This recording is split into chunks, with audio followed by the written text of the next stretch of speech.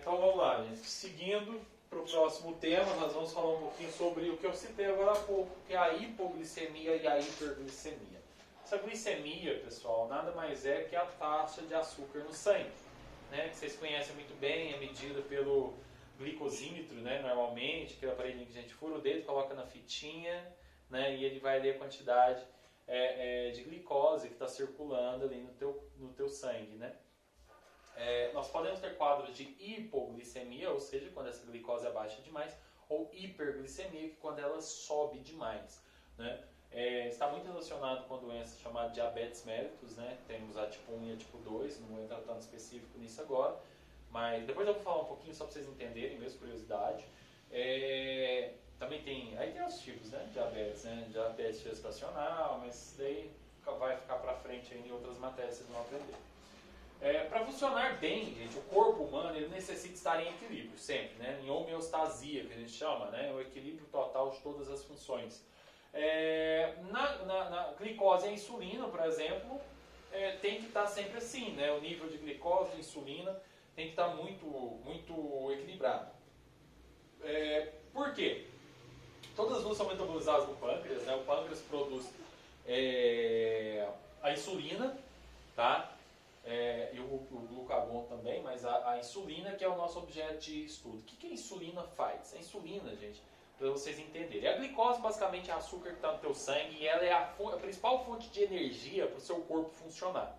Tá? A principal fonte de energia é a glicose. É só a glicose? Não, mas é a principal. O cérebro mesmo ele é bem chatinho, ele só gosta de glicose, ele é chique. Mas assim, a glicose, ela fica na corrente sanguínea. Só que a corrente sanguínea é para ser levada. Na hora que ela chega próximo à célula, a célula precisa comer essa glicose, que é a fonte de energia dela.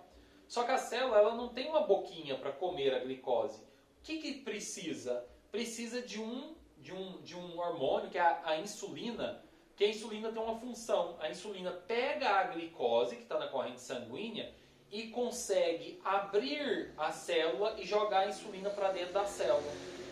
A glicose para dentro da célula. Então a função da insulina é pegar a glicose da corrente sanguínea e jogar para a célula. Tá? Jogar para a célula poder se alimentar. Essa é a função da insulina. Se eu tenho muita insulina, eu começo a utilizar muita glicose da corrente sanguínea e começo a ter um quadro de hipoglicemia. Já em consequência, se eu tenho pouca insulina, começa a acumular demais açúcar no sangue e a célula, por coincidência, não vai conseguir se alimentar, então a célula fica com fome mesmo tendo muito açúcar no sangue e a taxa de açúcar começa a subir e a gente tem um quadro de hiperglicemia. Então assim, sempre glicose e insulina, ela tem tudo a ver, tá gente? Tem tudo a ver uma com a outra. Então a glicose ela é um tipo de açúcar que gera energia para as células. Na ausência de insulina, a glicose permanece no sangue, aumentando progressivamente a concentração, levando à hiperglicemia, né? O que é a hipoglicemia? Significa baixo nível de glicose no sangue, quando a glicemia está abaixo de 60 mg por decilitro de sangue, com grandes variações de pessoa para pessoa, tá? Obviamente isso aqui varia de pessoa para pessoa, mas no geral é abaixo de 60, a gente já considera hipoglicemia, tá? Então, o normal que a gente vai ter é de 60 a 99, tá? A glicemia normal, nossa, isso em jejum, tá? Em jejum. Após comer, essa glicemia vai subir acima de 99 tranquilamente. Mas aqui, abaixo de 60 a gente tem um quadro de hipoglicemia. E a hipoglicemia, ela apresenta sintomas. Principal, irritabilidade e mau humor, tá? Palidez, sudorese, tá? Aquelas pacientes que parecem dar uma sudorese, confusão mental e desorientação. Depois da irritabilidade, próximo passo, se não corrigir, é confusão e desorientação. Tremores e até mesmo inconsciência. O que a gente tem que fazer? Se a vítima estiver bem acordada, a gente pode fornecer líquidos doces, né? Mel, água com açúcar, sucos, leite condensado, entre outros. Chocolate pode? Não. Evita chocolate porque o chocolate ele tem uma grande concentração de gordura que atrasa a absorção de açúcares, tá? Atrasa. Então dê preferência para água com açúcar. É o melhor que tem. Água com açúcar. É a absorção mais rápida que você vai conseguir. Tá bom? se a vítima estiver conseguindo deglutir tranquilamente. Se ela estiver com desorientação, aí você já evita. Porque ela pode engasgar, tá, gente? E fazer um negócio que a gente chama de broncoaspiração, essa água descer lá pro pulmão e é uma complicação danada. Se a vítima estiver desacordada ou sonolenta, colocar açúcar embaixo da língua em pequenas quantidades e aguardar alguns minutos e observar se acorda, né? Mas, obviamente, já encaminhar para o serviço médico, já liga para o SAMU. A pessoa que tem diabetes e faz uso de insulina, gente, precisa alimentar-se regularmente, não pode abrir mão de nenhuma refeição, pois utilizando a insulina sem ingerir alimentos, a sua glicose sanguínea vai baixar muito, podendo levá-la ao coma. Então, o paciente com diabetes, ele tem um problema não só da glicemia aumentar, mas baixar também, tá? O paciente insulino dependente. Lembrar que a diabetes, ela é uma doença que caracteriza pela dificuldade em pegar a glicose e jogar para dentro da célula. Essa dificuldade pode ser por dois fatores. Porque existe a diabetes mellitus tipo 1 e a tipo 2. A tipo 1 é a de nascença, que a gente costuma falar, tá? Ela, também conhecida como diabetes juvenil, em 98% dos casos ela aparece na infância ou pré-adolescência, tá?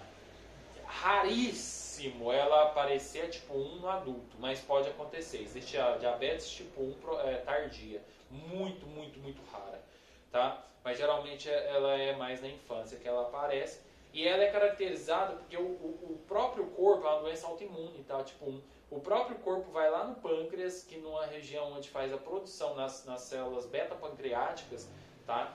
E vai lá e destrói essas células. Essas células têm como função produzir insulina. E o corpo, ele entende que essa célula é um organismo estranho, é um defeito mesmo, tá? No sistema imunológico da pessoa. Que ela vai lá e destrói essas células beta-pancreáticas, que é responsável pela produção de insulina, e a pessoa deixa de produzir insulina, né? Tipo 1.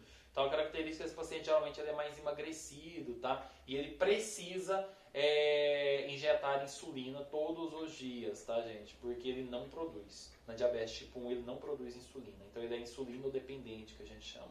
Na diabetes mellitus tipo 2, gente, é adquirida, que a gente chama. É por hábitos de vida mesmo, alimentação desregulada, peso elevado, esse tipo de coisa faz com que o paciente começa a ter um problema, aí já não é na produção de insulina, mas é um problema já na célula mesmo.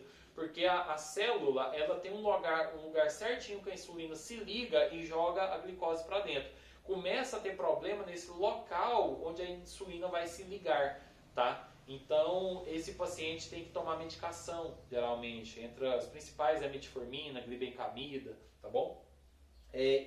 Em casos extremos, a diabetes tipo 2, o paciente tem que tomar medicação e insulina, tá? Então, sim, mas ela é adquirida, ela é por hábitos de vida mesmo, tá? Geralmente aparece já no paciente adulto e como característica, o paciente geralmente ele é acima do peso. Vamos falar um pouquinho, então, voltar sobre a glicemia. Paciente normoglicêmico em jejum, entre 70 e 99 é o ideal, tá? Mas o acima de 60 já é tolerável. Inferior a 140 mg por decilitro, 2 horas após sobrecarga de glicose, tá? Ingestão de alimentos com alto teor de carboidrato. Acima de 140, 2 horas após, já está alto também. Intolerância à glicose, entre 100 e 125. Esse paciente aqui não é diabético ainda, tá? O paciente que em glicemia de jejum dá entre 100 e 125 é o que o pessoal fala de pré-diabetes, né? Mas, na verdade, ele é um paciente intolerante à glicose. Tá? E o diabetes, 2 amostras colhidas em dias diferentes com resultado igual acima de 126 mg por decilitro, ou quando a glicemia aleatória estiver igual acima de 200 mg por decilitro na presença de sintomas, tá? A gente considera o paciente já diabético, tá? E o que nós vamos falar sobre a hiperglicemia? A hiper é muito, né? Caracteriza-se pela elevação dessa mesma glicemia no sangue, né? Da taxa de glicose no sangue. Em geral,